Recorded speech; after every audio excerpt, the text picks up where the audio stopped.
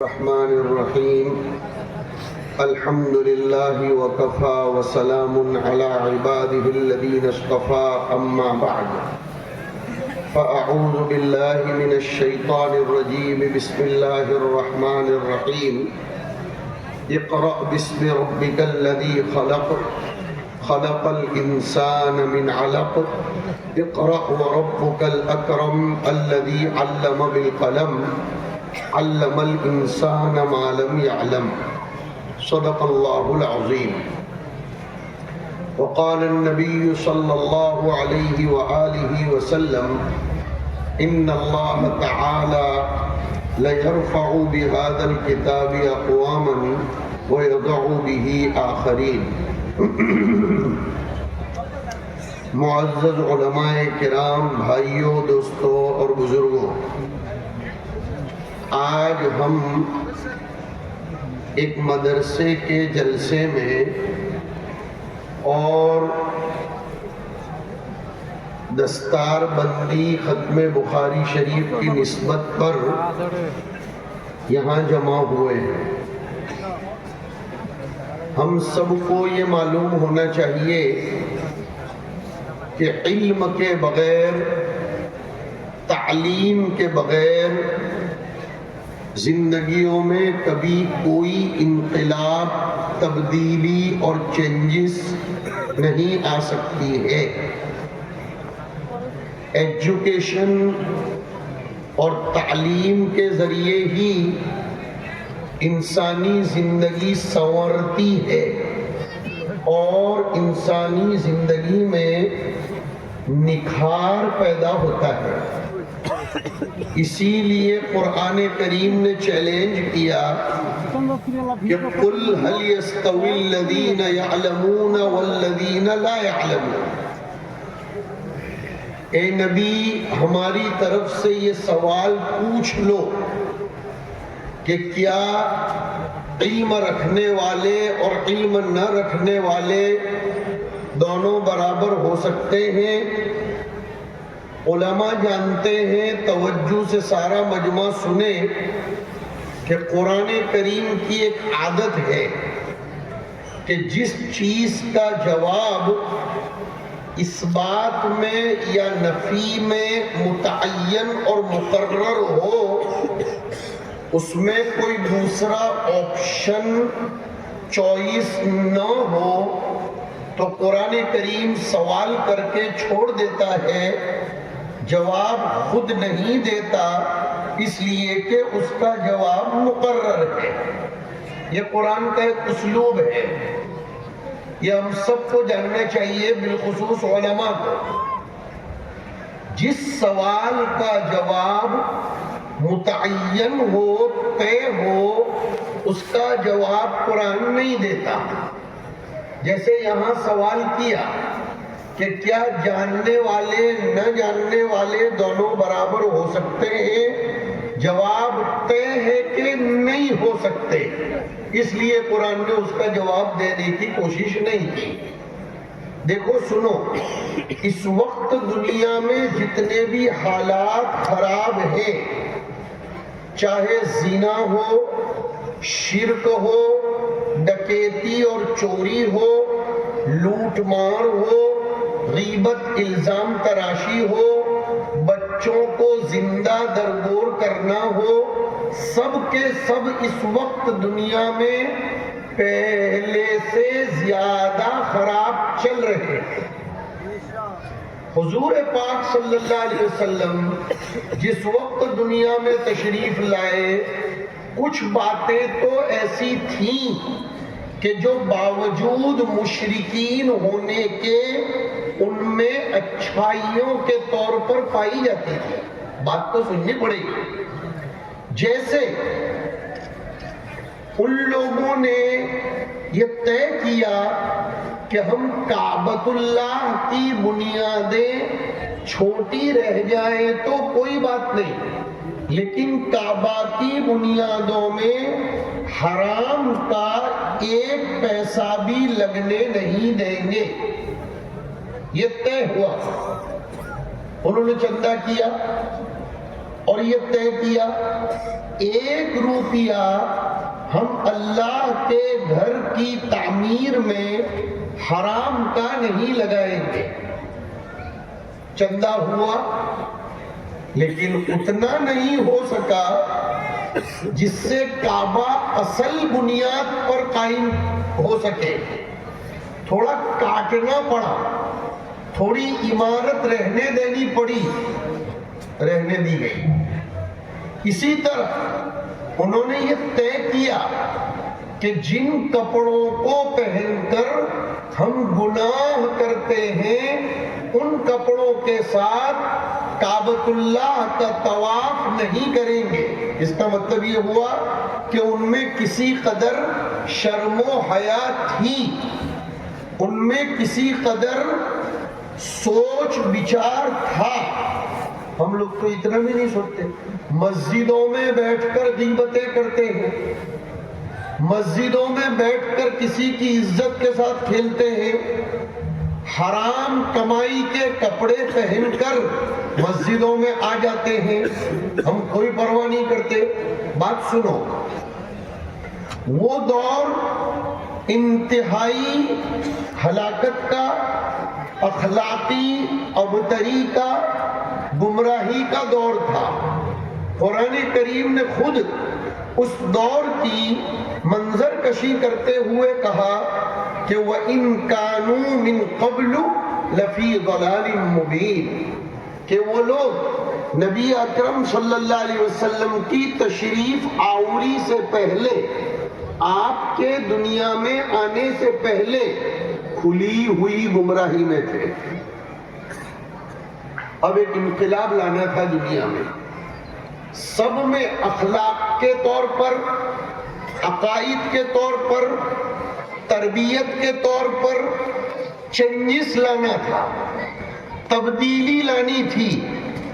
وہ تبدیلی پیدا کرنے کے لیے قرآن کریم نے سب سے پہلے جو حکم دیا وہ اقرأ کا حکم دیا. یہ ہے پوائنٹ کی بات. سب سے پہلا حکم اقرأ کا تھا, پڑھو پڑھو. پتہ چلا پڑھنے سے, علم حاصل کرنے سے اور اپنے آپ کو مکتب اور مدرسے کے ساتھ جوڑنے سے اخلاقی تربیت بھی ہو جاتی ہے اور عقائد کی تصحیح بھی ہو جاتی ہے, اور انسان کا ذہن اور انسان کی فکر سب میں ارتقاء, عروج اور بلندی پیدا ہوتا ہے.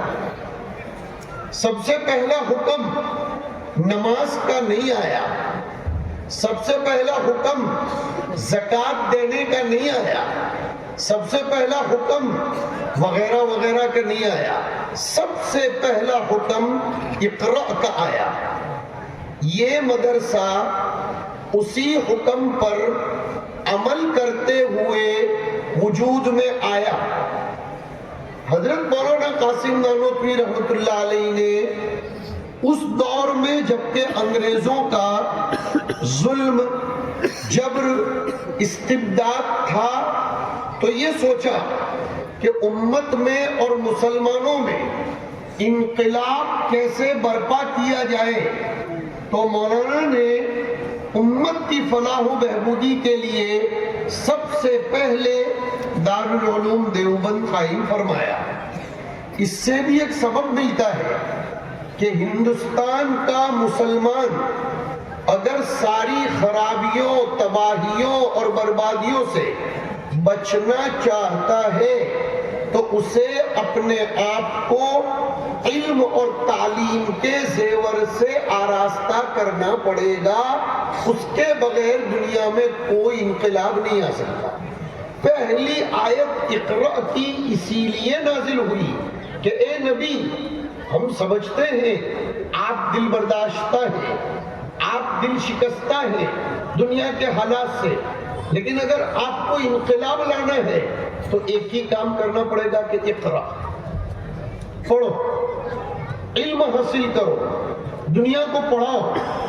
اب سوال یہ ہوگا, پڑھنا تو بہت ہو رہا ہے, بڑے کام کی بات, پڑھنے کو باندھا گیا، پڑھنے کو جوڑا گیا کہ وہی پڑھنا مفید ہوگا، وہی پڑھنا کام آئے گا جو بسم ربک الذی خلق سے ہو۔ خدا کے نام کو لیے بغیر، اللہ کو پہچانے بغیر، اللہ کو بڑا مانے بغیر بڑی بڑی یونیورسٹیاں کھول دو، آتنکوادی لوگ پیدا ہوں گے۔ بڑی بڑی یونیورسٹیاں کھول دو، لچے، لفنگے، بدماش، ڈاکو، ظالم قسم کے لوگ پیدا ہوں گے۔ میری بات کو دھیان سے سنیں گے۔ کیا یہ جو دنیا میں ظلم ہو رہا ہے یہ ان پڑھ لوگ کر رہے ہیں کیا؟ نہیں، ان کے پاس یونیورسٹیوں کی بڑی بڑی ڈگریاں ہیں، ان میں کچھ لوگ پی ایچ ڈی کیے ہوئے ہیں، کچھ لوگ اکانومی اور فائنانس کے بڑے بڑے ماہر ہیں، کچھ لوگوں نے آکسفورڈ اور کیمبرج میں بڑی بڑی ڈگریاں لی، لیکن ان کے دل میں رحم نام کی چیز نہیں۔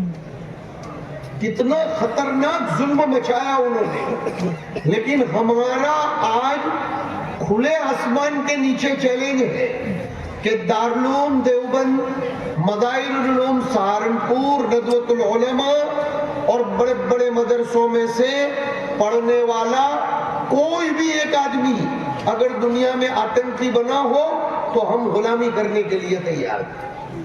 اس نے دنیا میں کسی پر ظلم کیا ہو تو ہم غلامی کرنے کو تیار ہیں نہیں۔ الحمدللہ مدرسوں میں پڑھنے والے لوگوں نے امن و شانتی کا پیغام دیا، لوگوں میں محبت کو بانٹا، نفرتوں کی فضا کو ختم کیا، اس لیے کہ وہ جانتے ہیں کہ دنیا میں انقلاب اقرأ کے ذریعے ہی آ سکتا ہے۔ چنانچہ کیا ہوا؟ نبی کریم صلی اللہ علیہ وسلم نے سب سے پہلا کام مدینہ منورہ تشریف لاتے ہی مسجد اور مدرسے کا کیا۔ مسجد تو بنائی، لیکن اس مسجد کو صرف نماز پڑھنے کے لیے نہیں بلکہ اس مسجد میں مدرسہ بھی چلایا، لوگوں کو علم دیا۔ اللہ تعالی جزائے خیر دے مولانا عبدالباری صاحب اور ان کی پوری ٹیم کو کہ انہوں نے اس پورے علاقے میں ایک مرکزی ادارہ قائم فرما کر انسانیت پیدا کرنے کی کوشش کی۔ دیکھو، انسان بن کر پیدا ہو جانا کوئی کمال کی بات نہیں۔ انسان کی اولاد ہے تو انسان ہی تو پیدا ہوں گے، لیکن انسان بن کر مرنا اور انسان بن کر جینا یہ بہت مشکل کام ہے۔ آدمی میں انسانیت علم کے ذریعے آتی ہے۔ اور ابھی مولانا کہہ رہے تھے، میں بنگالی بھاشا جانتا نہیں لیکن میں سمجھ سب رہا تھا، اس لیے کہ وہ کچھ الفاظ جو استعمال کر رہے تھے کہ مکاتب کے نظام کو مضبوط کرنا یہ وقت کا اہم ترین تقاضا ہے۔ دیکھو، یہ شکایت غلط ہے کہ مسلمانوں کے پاس پیسہ نہیں ہے۔ کس نے کہا؟ کوچ بہار میں بھی بہت پیسہ ہے، ہاں برابر سمجھ میں آ رہا ہے، وہ تو رہنے کی اسٹائل ایسی سیدھی سادی ہے، اور گجراتی لوگ ذرا بن سور کر رہتے ہیں، اس لیے مشہور ہو گئے کہ گجراتیوں کے پاس بہت پیسہ ہے، ورنہ ماشاءاللہ بہار میں بھی پیسہ ہے، کوچ بہار میں بھی پیسہ ہے۔ الحمدللہ الحمدللہ، اللہ کا یعنی میں کوئی برائی نہیں کرتا، لیکن مکتب چلانے کے لیے کوئی گجرات مہاراشٹر چندہ کرنے جانے کی ضرورت نہیں۔ ہر گھر میں سے ہر مہینے 200 روپے گاؤں کے لوگ جمع کر دیں، مکتب تیار۔ اور 200 روپے نہیں دے سکتے یار، اپنی آخرت بچانے کے لیے اور ذہنی ارتداد سے اپنے اولاد کو دور۔ اس وقت ارتداد ہم میں سے ہر آدمی کے گھروں میں دستک دے چکا ہے۔ اسکول کالج میں پڑھنے والے بچے بچیاں کنفیوژن کا شکار ہیں، انہیں اپنے مذہب کے بارے میں ہمیں مضبوطی کے ساتھ تعلیم دینی پڑے گی۔ آج یہ مدرسہ امت کو 17 طلبہ کرام اور کتنے حفاظ؟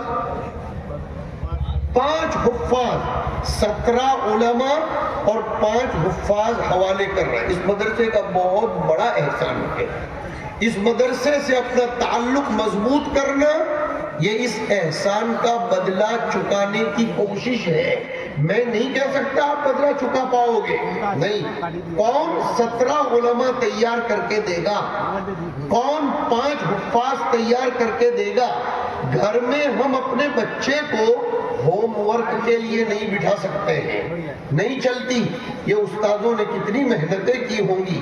میں آپ سب کا بھی شکر گزار ہوں کہ آپ نے مدرسے کے ساتھ اپنے آپ کو جوڑا، مدرسے کا تعاون کیا، مدرسہ سال بھر چلتا رہا، لیکن استقامت سب سے بڑی نعمت ہے۔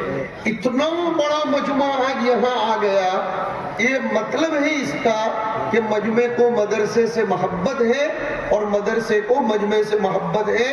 مدرسے کی آواز پر اتنا بڑا مجمع آ گیا، تو اب اس مجمع کو چاہیے کہ مدرسے کا پیغام اپنے اپنے علاقوں میں لے کر جاؤ۔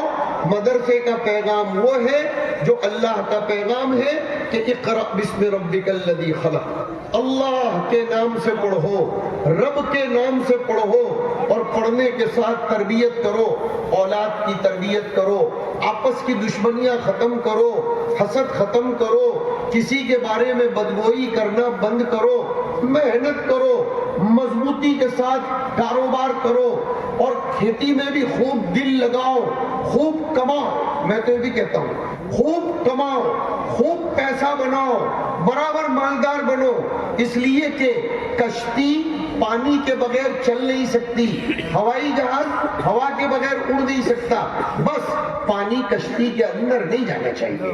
ویسے ہی انسان کی زندگی پیسوں کے بغیر نہیں۔ لوگ تو چاہتے ہیں کہ مسلمان غریب رہے، مسلمان موبائل میں برباد ہو جائے، مسلمان تمباکو گٹکا پان میں برباد ہو جائے، مسلمان اسٹڈی اور مطالعے سے دور ہو۔